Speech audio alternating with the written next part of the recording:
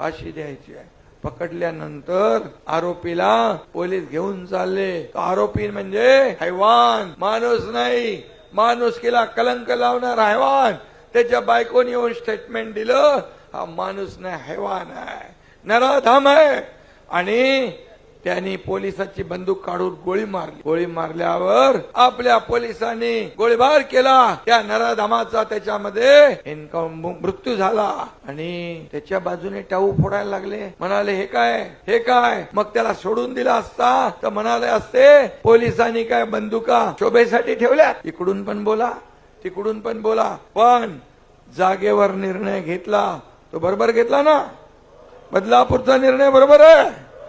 अरे तुम्ही आमच्या लेकी बाळीवर अत्याचार कराल आणि पोलिसांवर गोळीबार कराल, पोलीस काय बघ्याची भूमिका घेतील, जशास तसं उत्तर त्या ठिकाणी मिळेल।